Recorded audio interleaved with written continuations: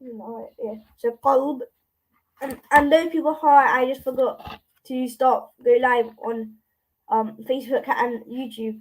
We were just talking about what a good character is, and how the person was an orphan, but he was the very best of characters. And we learn character traits of the Prophet. Now, when we learn it, we may realize that we lack many of them. And this process is good for the soul. Ooh.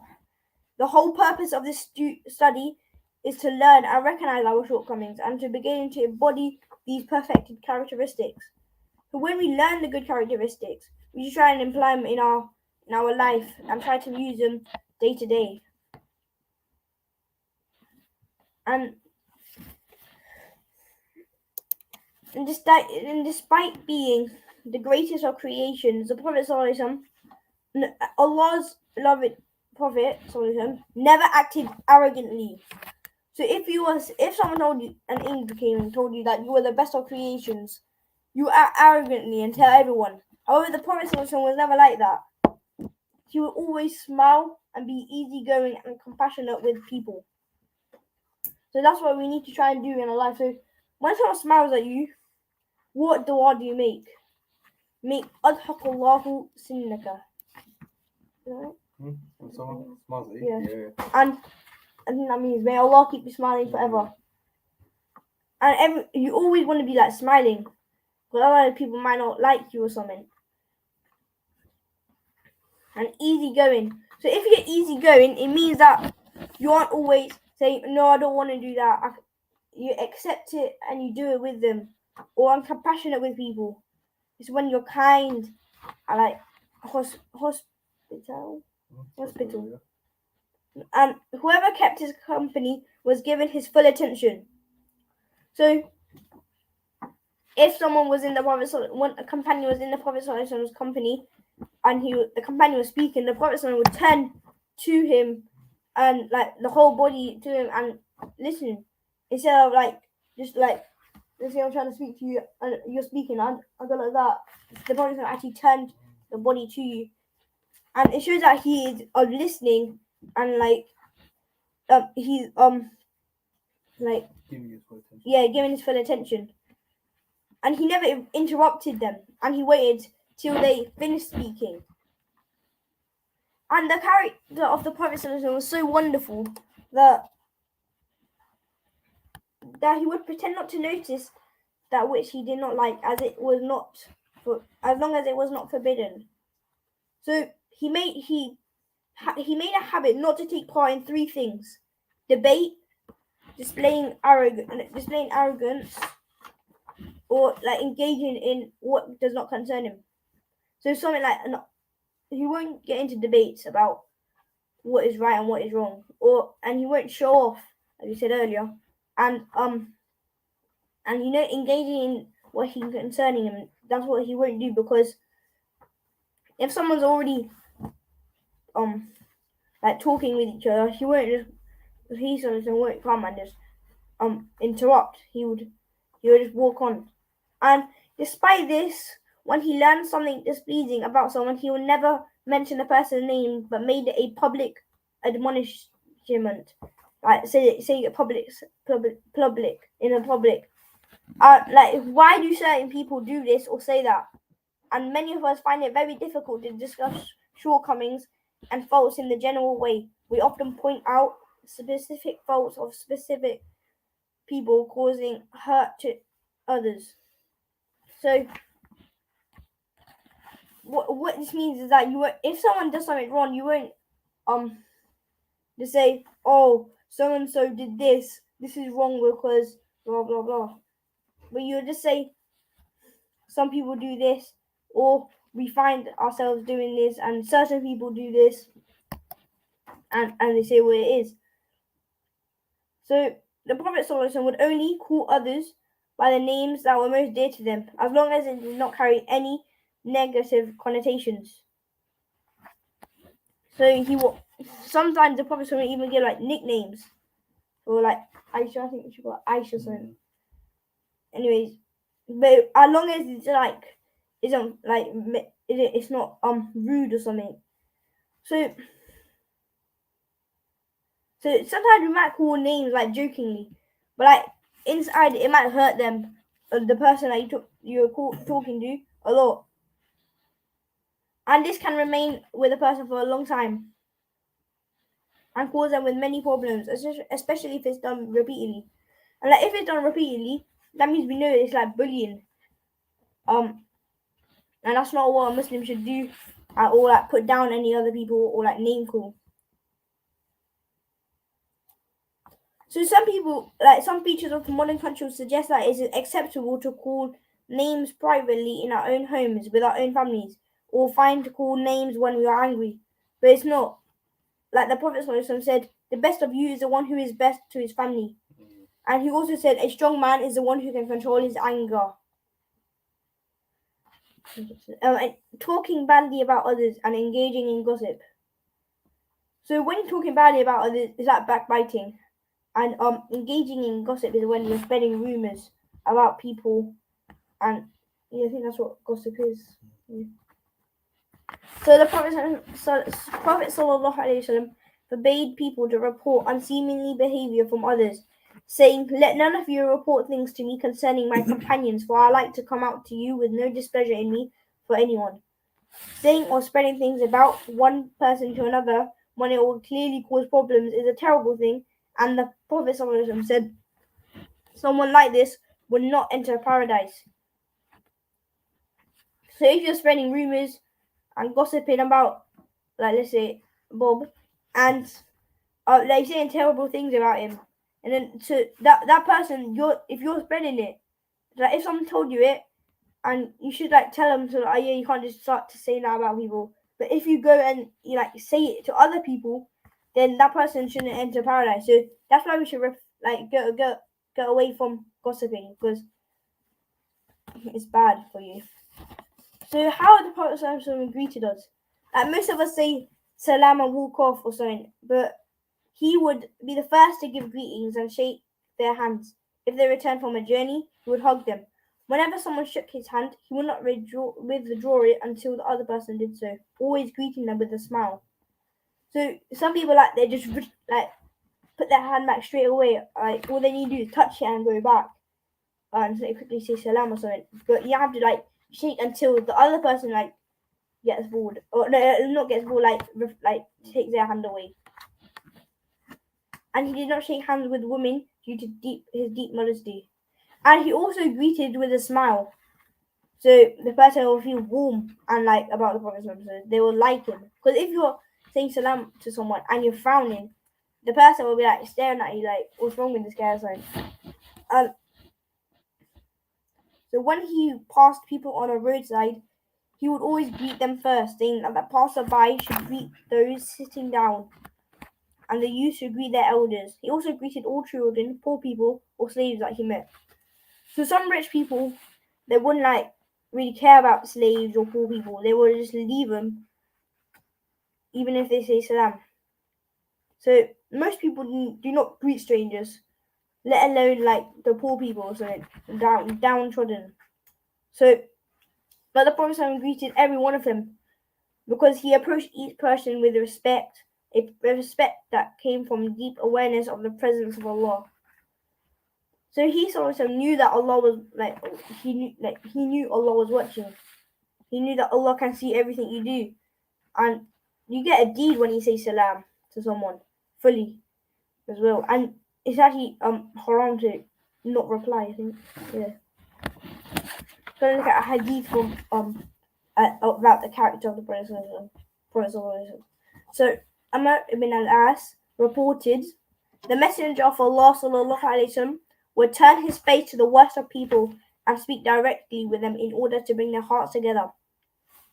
He would also turn his face towards me and speak with me in such a manner that I began to think that I was the best of people.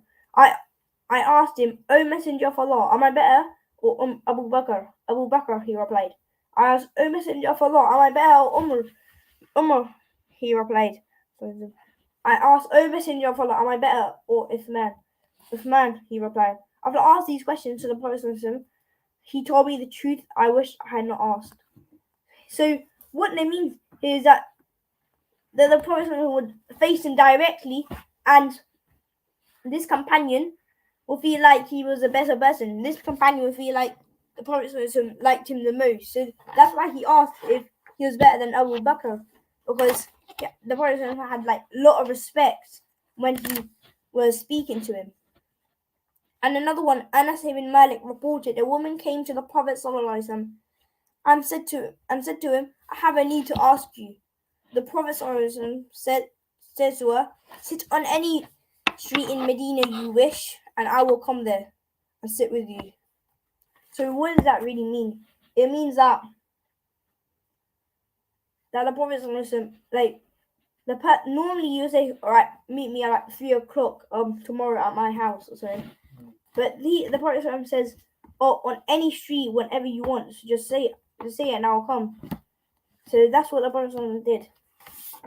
And that is a good character because it means that you have time for anyone that needs or something. So in the company of others. So the Prophet ﷺ, like if anyone came to visit him, he would spread out his shawl for them to sit on and give them a pillow that was beneath him. He would generously insist if they refused to take it.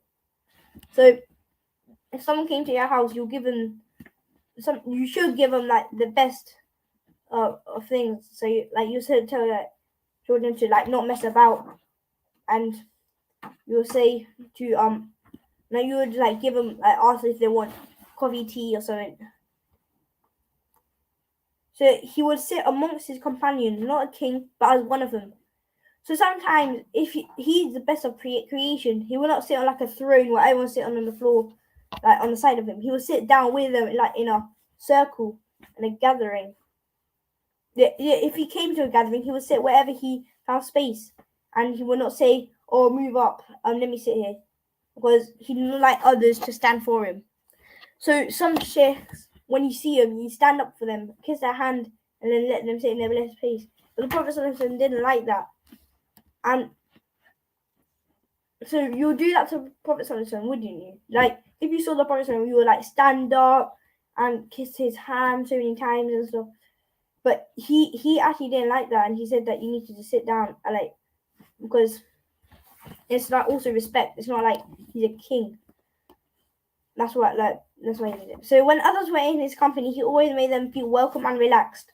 So if someone came to his house, he also like make them like feel like they don't need to go straight away. So he would like let them take their time. And when others were, and once a man stood before the Prophet and began to shake out of awe and respect for the Prophet's great status. He told him, "Relax, I am a son of a mother of Quraysh. I used to eat dried meat."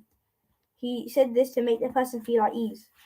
So this man was shaking because he had met the Prophet and how and the respect for him.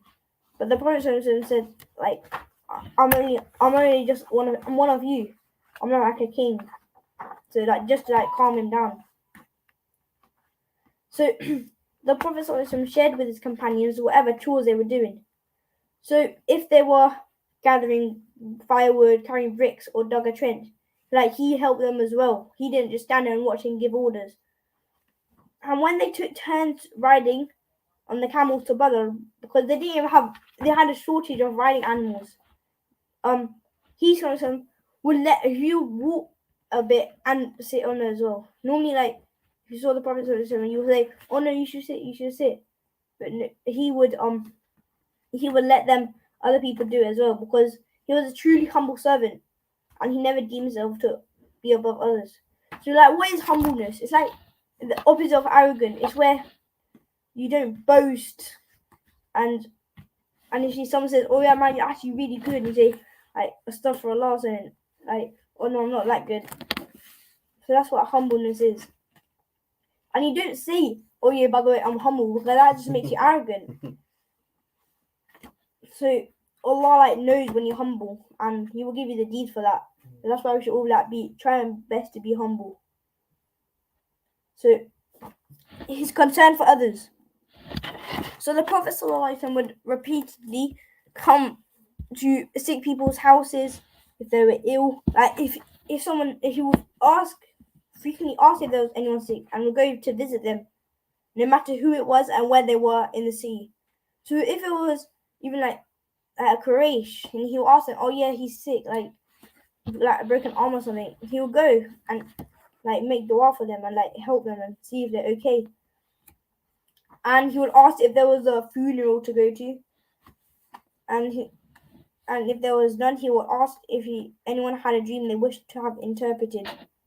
So the prophets, quite a few prophets like Yusuf alayhi salam, he also had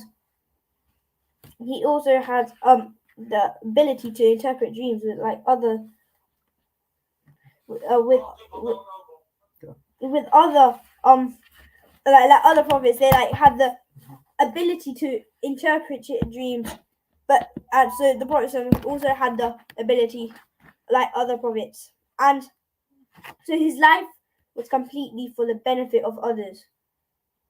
And if someone was missing for 3 days, he would ask about them or visit them. If they were traveling, he would pray and or visit them. If they were traveling, he would pray for them. If they were sick, he would visit them. He would sit by their bed of the sick, facing them, and ask them how they were feeling. He would place his hand on part of the body that was sick and pray for them. So the Prophet ﷺ would care about people in the city of like Medina or Mecca whenever like both cities when he was there. So once the Prophet ﷺ heard that a young Jewish boy who used to serve him was on his deathbed. So he visited him and encouraged him to accept Islam, which he did. And like, let's say someone is on their deathbed, and you don't just say, "Oh, turn Muslim quickly. You've got like a couple of minutes or something." You say you encourage them. You like do it slowly. So that's what the Prophet did to people that were on their deathbed, and he did that to like most people, normal people as well. Like if you're not on their deathbed, like if you're just speaking to them, and so the Prophet's beautiful character was the inner state of his qalb. And this is the way he treated others on the outside, and this was a result of the purity of his heart on the inside. We too must strive to keep our inner hearts clean by constantly remembering Allah, doing dhikr, and this is why the Prophet ﷺ taught us a special dua that I'll end on probably, and the supplication about character and that what we should say whenever we look in the mirror. So, Alhamdulillah, Allahumma kama hasanta khalqi fahassin khulqi. So all praise is for Allah. O Allah, as you have beautified my outward appearance, so to make my inner character beautiful. So when you're like looking at yourself in the mirror, like sorting out your hair or something, that's what you should say all the time. And is there any other doors that you know? That's what Allahumma hassin khulqi kama hassin khalqi. Different way of saying it, yeah. That's the main one. So yeah, so the Prophet used to groom himself in the mirror. That's it for today. So thank you for watching. I think we're just finishing on a hadith from the book of Shamail, because we've got 1 minute left.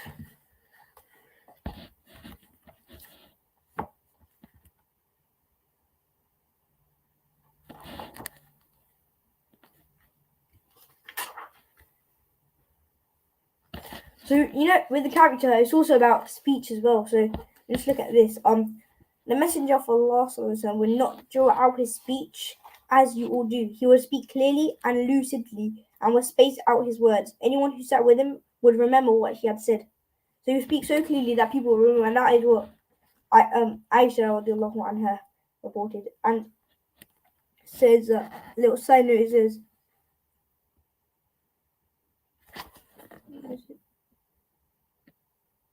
okay, I can't seem to find it now. Okay, Assalamu alaikum wa rahmatullahi wa barakatuh.